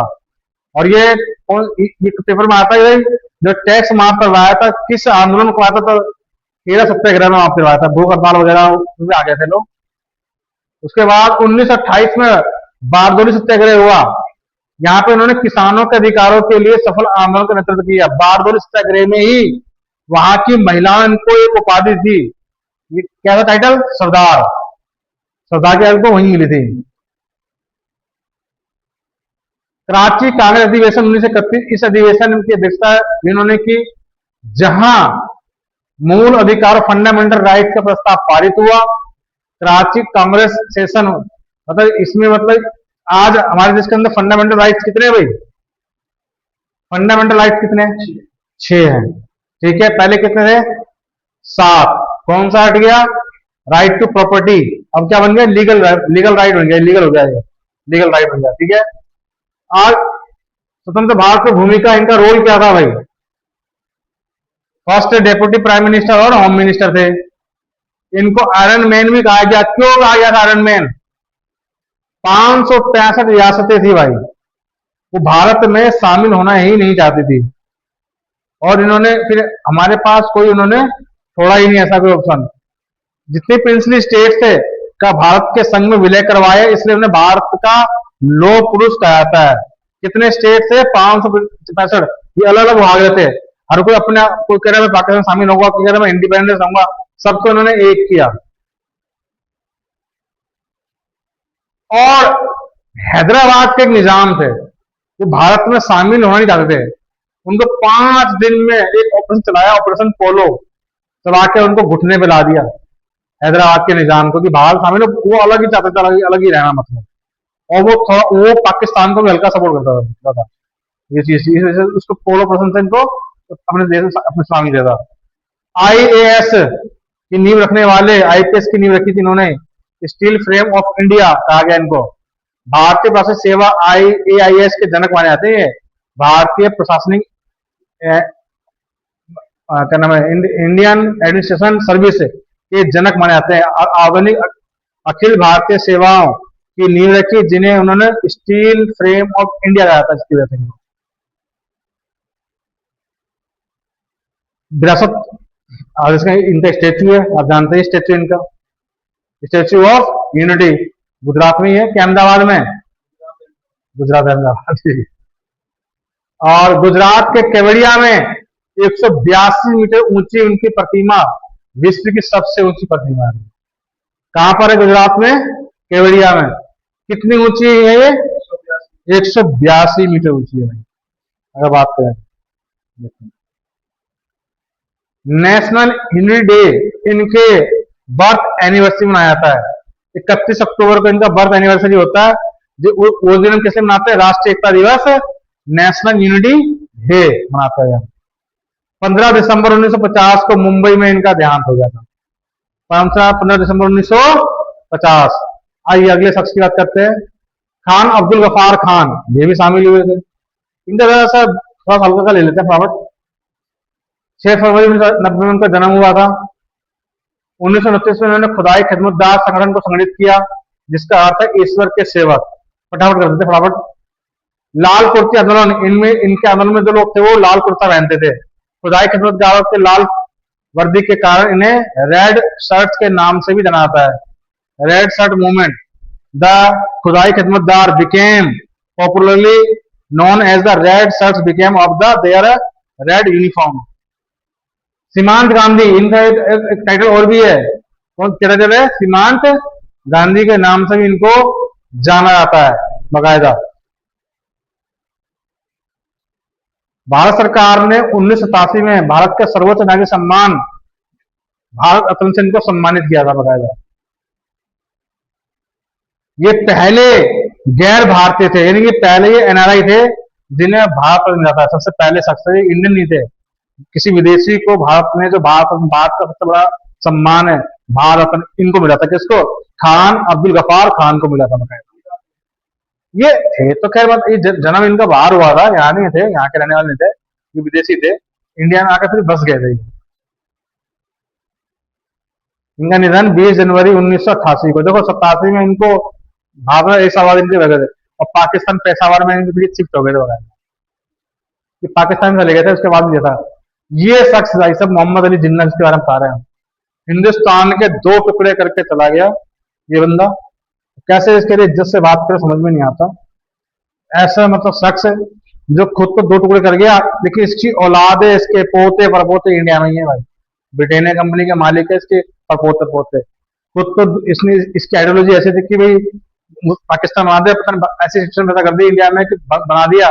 पर ये खुद वहां पे भी रहा है, बाकायदा वहां का ये बना भी जनरल है, ऐसा नहीं बनाया, जनरल नहीं बनाया। लेकिन इसकी औलाद इंडिया में बस गई। बताते इसके बारे में, ऑल इंडिया मुस्लिम लीग को रिप्रेजेंट करने लग गए थे भाई ये। जन्म इनका 25 दिसंबर 1876 में कराची में हुआ था, जब ब्रिटिश शासन था। पेशा ये लॉयर थे, पॉलिटिकल पॉलिटिशियन थे। 1913 में कांग्रेस सदस्य रहते हुए भी इन्होंने ऑल इंडिया मुस्लिम लीग अपना लिया था, शामिल हो गए थे। कांग्रेस में रहते हुए भी उन्होंने दूसरे उसको शामिल हो गए थे, जिसकी विचारधारा मुसलमानों को था। सरोजिनी नायडू ने इन्हें हिंदू मुस्लिम एकता का राजदूत कहा, पता नहीं कैसे कह दिया था, लेकिन हिंदू मुस्लिम की एकता का राजदूत थे नहीं भाई ये। अगर मैं आपको बताऊं, अभी आएगा अगस्त 16 अगस्त 1946 है, ये 45 अभी देखता ध्यान में पड़ रहा है, 45 है डायरेक्ट एक्शन डे। मैं बताता हूँ ये आएगा, इनकेस में आएगा वो बताऊंगा अभी आपको। जब स्टार्ट हुआ रमजान के दूसरे उसमें कई हिंदुओं को इन्होंने पूरे कोलकाता में मरवा दिया। मतलब मुसलमानों ने ऐसा काट दिया, जिसके हाथ पश्चिम बंगाल था, मतलब जो एक लीडरशिप जिसके हाथ में थी, उसने सारे मतलब पुलिस वालों के जो हेड थे मुसलमान कर दिए। और उन्होंने चुन चुन, क्योंकि ना पहले बांग्लादेश में क्या था, हिंदू ज्यादा थे मुसलमान कम थे, इन्होंने चुन चुन के इतने मुसलमान मार दिए कि ताकि लेवल बराबर कर सके। मतलब हिंदुओं को मार दिया उन्होंने, मुसलमानों ने। तो ये इसका मेन रीजन यही बनता है, यही सबसे जिसकी वजह से हुआ, ठीक है। और लोग कहते हैं ना कम्युनल वायलेंस अभी होता है बीजेपी के टाइम पे, अरे इसके टाइम पे तो इतना हुआ है ना, खून खराबा जितना आज हुआ भी नहीं है। ऐसी ऐसी फोटो थी कलकत्ता में, ऐसे हिंदुओं को मार दिया था कि कोई हिंदुओं की दाद खाने वाला नहीं था। गिद्ध आ गए थे, पूरे आसमान पूरे काला पड़ गया, इतने गिद्ध आ गए थे। 30 से 40 हजार हिंदुओं को मार दिया था, औरतों को नंगा करके मार दिया था उन लोगों ने, आग आ जाता है। लेकिन क्या बताऊं, इनकी स्टोरी है बहुत खतरनाक है। ये शख्स माफ करने योग्य नहीं बिल्कुल भी। इंडिया को बर्बाद करने में इसका बहुत बड़ा रोल है। आज जो पूरा जो कम्युनल वायलेंस झेल रहा है ना, इसकी वजह से झेल रहे हैं, इसकी वजह से। नेहरू रिपोर्ट का इन्होंने विरोध किया, क्योंकि इसमें मुसलमानों के लिए अलग निर्वाचन मंडल, ये तो कह रहा हूँ बार बार मुसलमानों के लिए ये अलग से डिमांड कर रहे थे कि भाई मुझे अलग चाहिए, और जबकि इसकी औलादें आज इंडिया में रह रही हैं। मुक्ति दिवस देखो, 1939 में डे ऑफ डिविडेंस, जब इन्होंने कांग्रेस को छोड़ा था ना और अपने आप को मुस्लिम लीग इंडिया में मुस्लिम लीग शामिल किया, तो उन्होंने उस दिन को मुक्ति दिवस मनाया था। 22 दिसंबर 1939 को मुक्ति दिवस के रूप में मनाया, क्योंकि इन्होंने प्रांतीय कांग्रेस मंत्रिमंडल से इस्तीफा दिया था। कांग्रेस इस्तीफा देने के बाद जब इन्होंने मुस्लिम लीग में शामिल हुए थे, मतलब बिल्कुल लीगल तरीके से, तो इन्होंने मुक्ति दिवस मनाया था कि मैं मुक्ति हो गया। अब देखिए 1940 लाहौर प्रस्ताव, 23 मार्च 1940 को मुस्लिम लीग के लाहौर अधिवेशन में दो राष्ट्र सिद्धांत पर आधारित एक अलग ही मुस्लिम राष्ट्र पाकिस्तान की मांग रख दी। ये मुस्लिम मुस्लिम राष्ट्र की मांग कब रखी गई थी? 23 मार्च 1940 लाहौर रेजोल्यूशन में रखा गया था। ठीक है भाई, ये सब आपको सवाल के रूप में भी दूंगा मैं आपको। हाँ नहीं, अब तो क्या वो ढाका वगैरह में यहाँ नहीं है, अब तो बांग्लादेश का है ना, इंडिया का ना। ये मुस्लिम पार्टी तो ओबीसी की है, वो अलग है, वो अलग है। ढाका में तो है आज ही है, मतलब बांग्लादेश की राजधानी वहां तो है। 1942 में भारत छोड़ो आंदोलन, 1942 में भारत छोड़ो आंदोलन का विरोध किया इन्होंने। अब देखिए भारत छोड़ो आंदोलन में ही चाहते थे कि भाई हमको अलग से पाकिस्तान दे दो, और पाकिस्तान का दिमाग में चल चुका था मुझे, ये अलग से मतलब ब्रिटिश सरकार से अलग से निगोशिएशन कर रहे थे, और ये क्विट इंडिया मूवमेंट में शामिल भी नहीं हो रहे थे। मतलब ये अलग ही अपना कि हम हमारा अलग है, तुम्हारा अलग है, बिल्कुल इन्होंने विरोध किया। इन्होंने इन्होंने इन्होंने क्या बोला, डिवाइड एंड क्विट, बांट दो और मतलब बांटो और छोड़ो, ये चक्कर में थे कि भाई कैसे बांटो। हालांकि बट तो गया, बट तो गया भाई। आज जो बीजेपी सरकार कहती है मुसलमानों के लिए अलग से, भाई मुसलमानों को अलग से पाकिस्तान मिल गया है, ठीक है ना। गांधी जी की वजह से आज यहाँ पे बहुत सारे मुसलमान रहे, और मुस्लिम क्या बताऊं, मुस्लिम बहुल जितने भी प्रदेश होते हैं वहां पे ना अस्थिरता का माहौल रहता है। आज की डेट में अगर कोई कहता है ना कि भाई पूरा का पूरा मुस्लिम एरिया है, आप वहां जाके रहोगे नहीं, आपको डर लगेगा। हिंदुओं को डर लगता है, लेकिन हिंदुओं के एरिया मुसलमान रह सकते हैं। आखिर रीजन क्या है इनका, जो भी मतलब क्या रीजन है, क्या बोले भाई। अच्छे मुसलमान कितनी गिनती में है, तो कह नहीं सकते कि जिन मुसलमान, ये जिन्ना की जो आइडियोलॉजी है, इसको लेके इंडिया में बहुत सारे लोग हैं, बहुत सारे लोग हैं। स्टार्टिंग ओबीसी ने अपने जिन्ना आइडियोलॉजी को लेकर किया था, ओबीसी ने, लेकिन बाद में चीजें कन्वर्ट अलग हुआ, तो वो जीत नहीं पा रहा था। ठीक है, आज इनकी पूरी पॉपुलेशन बढ़ती जा रही थी। किसी भी कंट्री में जाकर पॉपुलेशन बढ़ा के उस पर कब्जा करना, ईरान इसका एग्जाम्पल है। ये जो चीजें हैं, और इनकी आइडियोलॉजी एक अलग ही कुरान की चलती है भाई, क्या कहें इनके बारे में। 1946 में ये जो मैं आपको कहता हूँ ना, 16 अगस्त 1946, यही था बहुत खतरनाक रूप। स्कूल की किताबों में, कंपटीशन की किताबों में इसका पूरा जिक्र नहीं है। दैट एक्शन डे, रमजान के महीने में जब रमजान होता है, तो अक्सर बहुत सारे जो ना समझ लड़के हैं मुस्लिम, कोई हिंदुओं को मारते हैं। उनमें मतलब ये है, कुरान में लिखा हुआ है कि रमजान में अगर तुम किसी गैर मुस्लिम को मार दोगे, काफिर को, तो तुम जन्नत मिलेगी तुम्हारे। ऐसा ऐसा आइडियोलॉजी है। इसीलिए 16 अगस्त जो हुआ था, 16 अगस्त जो था रमजान के महीने में था, ऐसे कलकत्ता पश्चिम बंगाल में चुन चुन के हिंदुओं को मुसलमानों ने मारा था। ढंग से इसके बारे में किताब में दिखा, छुपा दिया गया था, मतलब मीडिया को आने नहीं देते। जो पश्चिम बंगाल में जो मेन सत्ता पे थे ना, मुस्लिम लोग पावर आ चुके थे, हिंदू लोग कैसे कैसे बच रहे थे। मतलब एक तो फैक्ट्री में हिंदुओं ने, एक हिंदू की फैक्ट्री थी जिसने 600-700-1000 हिंदू औरतों, बच्चों को और आदमियों को शामिल किया, बाहर तार लगा के उन्होंने कूद दिया। 30,000 मुसलमान हिंदुओं को काटा था भाई। जो कहते हैं ना भूल जाना, कैसे भूल जाएगा बंदा, कैसे भूल जाएगा सारी बातें। भाई ये सारी बातें भूलने की वाली बात है, तो भूलने के लिए हिंदू रखा हुआ है क्या। ये कहते हैं कि ये आपको पढ़ाई कराने से मतलब है, ये सारी बातें मत करवाइए। नहीं भाई, अगर कंपटीशन की तैयारी कर भी रहे हैं हम, तो हमें पता होना चाहिए कंपटीशन की तैयारी में हमारा हिस्ट्री। अगर आपको पता, बच्चे हिस्ट्री को लेके ज्यादा मतलब पसंद नहीं करते, क्यों नहीं पसंद करते। भाई हिस्ट्री में अगर ढंग से पढ़ाया जाए, आपको पता लगा तो साथ हुआ क्या है। अगर हमें अपना फ्यूचर बिल्कुल परफेक्ट बनाना है, तो हिस्ट्री का पढ़ना बहुत जरूरी है, और सही हिस्ट्री का। ये जितने भी था, जो मौलाना अब्दुल आजाद पहला शिक्षा मंत्री बना था, उसने सारी बातें छुपा दी। हालांकि जब से बीजेपी गवर्नमेंट आई, इसके बाद भी बहुत सारी बातें सामने आई, किस प्रकार से मतलब बहुत सारे अंग्रेजों ने फोटो खींचा था कि किस प्रकार से उन्होंने मारा था। ढंग से कश्मीर को नहीं दिखाते। कश्मीर का तो जब बाद में बीजेपी, मतलब वो एक अग्निहोत्री कोई डायरेक्टर है, उन्होंने कश्मीर फाइल फिल्म आई थी, उनका नाम भूल गया हूं मैं, कश्मीर फाइल को दिखाया था। ऐसी एक पश्चिम बंगाल में फिल्म है, उसे भी दिखाया जा रहा है कि किस तरह से इन्होंने मारा है। तो ये सारी चीजें दिखानी तो होगी, इससे देश में दंगे फैलेंगे ऐसा नहीं है भाई। बात दंगे की नहीं है, बात आइडियोलॉजी की है भाई। हमारी विचारधारा होनी चाहिए भाई, हमें पता होना चाहिए हुआ क्या है। ठीक है ना। और ये जो चीजें हैं, हम किसी को दंगे की बात नहीं करते, बट ये है कि अगर किसी को लगता है कि भाई ये तो दंगे वाली बात है, तो भाई मुसलमानों की स्थिति इंडिया में जितनी अच्छी है, ऐसी किसी मुस्लिम कंट्री में गैर मुस्लिम की स्थिति अच्छी क्यों नहीं है। इनकी आइडियोलॉजी पे भाई शक तो है, क्योंकि इनकी आइडियोलॉजी अलग लेवल की होती है भाई। 14 अगस्त 1947 को इन्होंने पाकिस्तान का निर्माण करवा दिया। ठीक है। और 15 अगस्त 1947 को 11 सितंबर से 15 अगस्त 1947 से लेकर 11 सितंबर 1948 तक पाकिस्तान के ये फर्स्ट गवर्नर जनरल बनकर है। कौन? जिन्ना, मोहम्मद अली जिन्ना। और 11 सितंबर 1947 को कराची में टीवी से मर गए। अगर इसकी टीवी की बात नेहरू जी को पता होती, तो ये पाकिस्तान नहीं बने थे। इसे टीवी की बात छुपा ली अपनी, किसी को पता नहीं लगता टीवी है, तो इतना लंबा खेल देते ना नेहरू जी, पाकिस्तान नहीं बनने देते। टीवी की बात छुपाई, और देखो कितना मतलब उथल पुथल हुआ। 1947 में देश को बंटवारा हुआ और एक सर्वादी मर गया बंदा।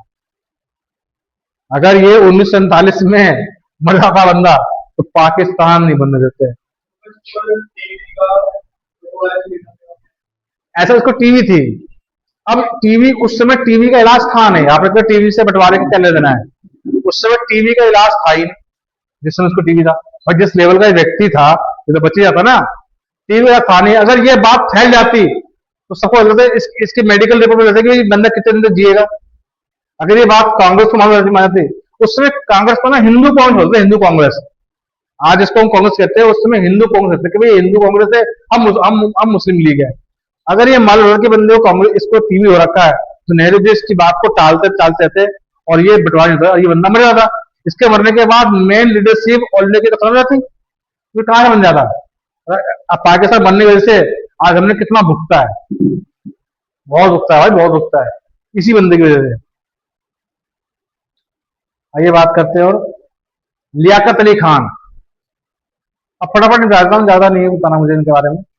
1 अक्टूबर 1995 को उनका बर्थ हुआ था। उपाधि शहीद मिलत, राष्ट्र का शहीद कहा गया इनको, और कायदे मिलत का क्या गया, राष्ट्र का नेता इनको बोला गया था। पाकिस्तान के पहले प्राइम मिनिस्टर बने थे ये कौन, लियाकत अली खान। 1923 में ऑल इंडिया मुस्लिम लीग में शामिल हुए, इन्होंने ज्वाइन किया था। इसकी विचारधारा भी कैसी होगी समझ लीजिए आप आपको। पाकिस्तान के फर्स्ट प्राइम मिनिस्टर बने थे 1947 से 1951 तक। अप्रैल 1950 लियाकत नेहरू समझौता हुआ। नेहरू जी के साथ उन्होंने एक समझौता किया था, एग्रीमेंट, कि जितने भी अल्पसंख्यक है उनकी सुरक्षा की जाएगी, पाकिस्तान में हिंदू की सुरक्षा की जाएगी और हिंदुस्तान में मुसलमान सुरक्षा की जाएगी, ऐसा एग्रीमेंट हुआ। तो बाबर नाम के शख्स ने इन्हें गोली मार दिया, फिर वो भड़का हुआ था इनसे। 16 अक्टूबर 1991 को रावलपिंडी के कंपनी बाग में एक सार्वजनिक सभा में संबोधित करते हुए अकबर नाम की बच्ची ने इन्हें गोली मार दी। अकबर ने गोली मारा। ये भड़के हुए थे कि भाई तुम नेहरू जी से क्यों बात कर रहे हो, सारी चीजें क्यों है, चाहे जो भी है। ख्वाजा नजीमुद्दीन की बात करें, ये भी मतलब सिमला कॉन्फ्रेंस में गए थे। जन्म इनका 19 जुलाई 1894 में हुआ था, ढाका में, पश्चिम बंगाल। पश्चिम बंगाल की राजधानी का नाम क्या है, पश्चिम बंगाल की राजधानी का नाम बोलो, ढाका। आप फिर बांग्लादेश की राजधानी ढाका, पश्चिम बंगाल की कोलकाता, सॉरी ठीक कह रहे हैं, ठीक है। वहां बांग्लादेश में चलता है क्या, टका, ऐसे क्या बोलते हैं, टका।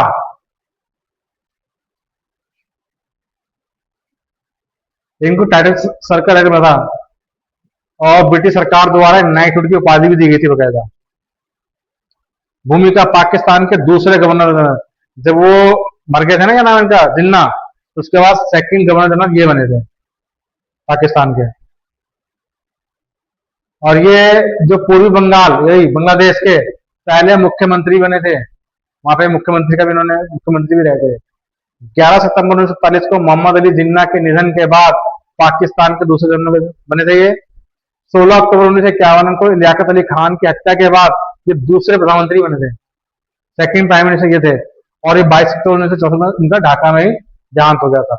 और अगर हम बात करें गुलाम हुसैन हिदायतुल्लाह, इनके बारे में बात करते हैं। जन्म इनका 1879 को शिकरपुर, सिंध, ब्रिटिश भारत में हुआ था। इनको भी सर की उपाधि मिली थी, नाइटहुड की उपाधि मिली थी बकायदा। खान और खान बहादुर के नाम से आते, खान बहादुर के नाम से कौन जाने जाते हैं, गुलाम हुसैन हिदायतुल्लाह। स्वतंत्रता के बाद मोहम्मद अली जिन्ना के द्वारा उन्हें स्वतंत्र पाकिस्तान में सिंध प्रांत का एक पहला गवर्नर बनाया गया। ये डेथ हो गई थी इनकी, ज्यादा नहीं, 4 अक्टूबर से डेथ हो गई थी। और बात करते हैं हम अन्य दल की तरफ से। अन्य दल में आए थे सिख, जो कि आपके मतलब उसमें हम अभी बात कर रहे हैं शिमला सम्मेलन के बारे में, कौन कौन शामिल हुए थे, ठीक है। सिख में आए थे आपके मास्टर तारा सिंह जी, मास्टर तारा सिंह जी, इनको मास्टर कहते थे, हेड मास्टर थे। इनका जन्म हुआ था 24 जून 1885 को रावलपिंडी, पंजाब, ब्रिटिश भारत के अंदर। इनका मूल नाम था नानक सर, ये हिंदू थे, हिंदू से ये सिख बने थे 1902 में। मास्टर की उपाधि खालसा हाई स्कूल में लालपुर में हेडमास्टर रहने के कारण को मास्टर की टाइटल मिला था बकायदा। श्रोमणी अकाली दल जो पंजाब के अंदर एक दल है, पार्टी के प्रमुख नेता थे। SGPC के संस्थापक सदस्य और पंजाबी सूबा आंदोलन के जनक भी माने जाते हैं इनको। 1930 नमक सत्याग्रह और साइमन कमीशन का विरोध किया और महात्मा गांधी के सविनय अवज्ञा आंदोलन में भाग लेकर पेशावर में गिरफ्तारी दी थी इन्होंने। मार्च 1947 का विरोध देखिए, लाहौर में पंजाब विधानसभा के बाहर पाकिस्तान मुर्दाबाद का नारा दिया उन्होंने। पाकिस्तान के गठन का खुला उन्होंने विरोध किया था, खुला। सरदारों की खासियत है, डरते नहीं किसी से, लड़ जाते हैं। आप सरदार को धर्म को लेकर कुछ बोल के देख लो, कोई भी सर, उनके धर्म की बात आ गई ना, लड़ पड़ जाएंगे, डरते नहीं है। डरना सरदार की कौम में वही है नहीं, इसके पीछे रीजन है, वो अपने धर्म के प्रति आस्था है। हिंदुओं में ऐसी आस्था देखी नहीं जाती है भाई, मैं आपको बताऊं। घरों में रामायण नहीं है, गीता नहीं है, पढ़ने की कोई किताब नहीं है। संस्कृत के ऐसे ऐसे श्लोक हैं, ऐसे ऐसे मार्गदर्शन है, जो मतलब अगर आप जब भी सरल हो जाओ पढ़ो तो आपका आत्मबल बनेगा। देखिए संस्कृत तो भाषा थी, हिंदी तो लिपि थी ना, मतलब लिपि बना दी थी। भाषा के रूप में तो संस्कृत ही थी, बाद में लिपि बनी थी तो भी थी, देवनागरी लिपि थी, तो वो अलग अलग चीज है। अब संस्कृत उस समय एक तबका बोला था, एक अपर तबका बोलता था, तो लोअर तबका नहीं बोलता था। खैर, अब जितने भी थोड़ी बहुत बुराई थी हिंदू धर्म में, उसको ठीक कर दिया गया है। अब काफी यूनिटी में चल रही है, अच्छी बात है।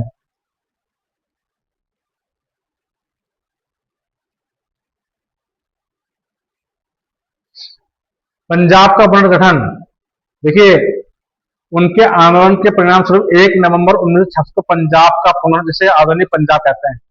जो पहले पंजाब जा रहा था कहाँ, पाकिस्तान में, लेके वो इंडिया की तरफ ही है। इनकी वजह से हुआ था 1 नवंबर 1966 को पंजाब का पुनर्गठन वापस बना। ठीक है, और इसमें इनकी डेथ हो गई 22 नवंबर 1966 में, इनका चंडीगढ़ में देहांत हो गया था इनका। अब आते हैं शेड्यूल कास्ट की तरफ से। एन शिवराज ये थे, जन्म इनका 1892 से लेकर 1964 तक इनका देहांत है। भारतीय वकील, राजनीतिक समाज सुधारक थे ये। कौन?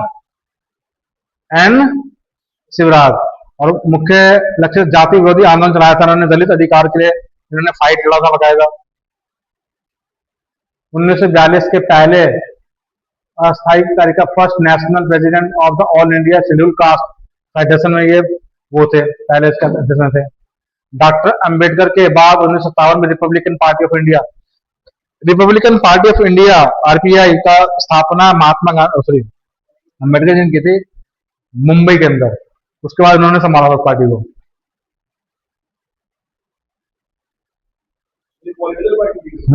अभी भी है, अभी भी है। मद्रास के मेयर भी रहे हैं ये, केंद्रीय विधानसभा सदस्य भी थे बकायदा, सेंट्रल, और लोकसभा सांसद भी थे ये बकायदा।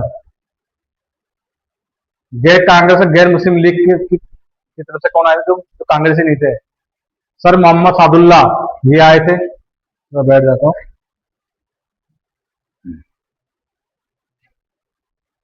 और ये असम के पहले वो थे, मतलब पहले प्रीमियर, क्या कहते हैं इनको,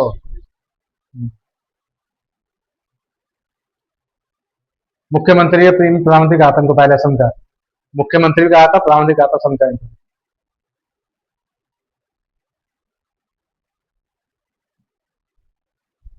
ड्राफ्टिंग कमेटी के 7 सदस्यों में से एक सदस्य ये भी थे बकायदा। नाइटहुड 1928 में इनको नाइटहुड की उपाधि मिली थी बकायदा। 1946 के में knight commander of the order of the Indian empire का सम्मान भी इनको मिला था बकायदा। फिर आते खान, डॉक्टर खान साहब, देखते हैं इनके बारे में भी। प्रोफेशन था इनका, ये मेडिकल डॉक्टर थे और फेडरेशन फाइटर थे। हो गया सीमांत गांधी के बड़े भाई थे, जो सीमांत गांधी के नाम से फेमस थे, खान अब्दुल गफ्फार खान। उनके बड़े भाई थे कौन? Khan, doctor Khan sahab. First chief minister premier और north west frontier province of British India. Serve as a chief minister as a west Pakistan from 1955 से लेकर 1957 तक वेस्ट पाकिस्तान के थे चीफ मिनिस्टर। हिंदू महासभा की तरफ से कौन थे? ये देखिए, माधव श्री हरि अणे हिंदू महासभा की तरफ से ये आए थे बात करने के लिए शिमला कॉन्फ्रेंस में। 29 अगस्त 1980 उनका जन्म हुआ था, 26 जनवरी 1968 में इनका देहांत हो जाता। ऐसा ये एडवोकेट थे और स्वतंत्र सेनानी और राजनेता थे। कांग्रेस राष्ट्रवादी पार्टी, ये कांग्रेस नेशनल पार्टी पंडित मदन मोहन मालवीय के साथ मिलकर सांप्रदायिक निर्णय कमल अवार्ड के विरोध में इस पार्टी की स्थापना हुई थी बकायदा। 1968 में भारत सरकार द्वारा दूसरे सर्वोच्च नागरिक सम्मान पद्म विभूषण से इनको सम्मानित किया गया था बकायदा। लोकमान्य तिलक के जीवन पर संस्कृत में श्री तिलक यशोधन नामक महाकाव्य लिखा, जिसके लिए उन्हें साहित्य अकादमी पुरस्कार भी मिला। दक्कन राज्य एजेंसी, दक्कन महाराष्ट्र में है, का प्रतिनिधित्व करते हुए भारतीय संविधान निर्माण में भाग लिया इन्होंने बकायदा। 1941 से 1943 तक वायसराय की कार्यकारी परिषद वायसराय एग्जीक्यूटिव काउंसिल सदस्य रहे। 1943 में महासभा महात्मा गांधी के साथ उपवास के दौरान ब्रिटिश नीति के विरोध में इन्होंने इस्तीफा दिया था बकायदा। सम्मेलन के अब देखिए, अब आते हैं हम बात वापस बैक करते हैं शिमला सम्मेलन, शिमला से कॉन्फ्रेंस क्यों फेल हुआ था। मोहम्मद अली जिन्ना की शर्त थी कि कार्यकारी परिषद एग्जीक्यूटिव काउंसिल में शामिल होने के वाले सारे मुस्लिम सदस्यों का चयन केवल मुस्लिम लीग ही करेगा। कांग्रेस ने इस मांग को खारिज कर दिया, चाहते थे कि मुस्लिम लीग इस सम्मेलन के अंदर चयन करेगा अपने लीडर्स को। असहमति के कारण 14 जुलाई 1945 को यह सम्मेलन फेल हो गया था। खैर, और इसके बाद कैबिनेट मिशन जो आया भारत के अंदर आया था। आइए वापस करते हैं, ये तो हमने देख लिया था ना।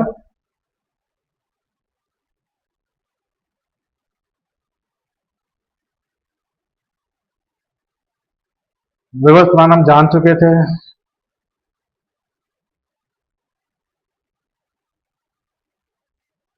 बाकी कल करते हैं, थक गया।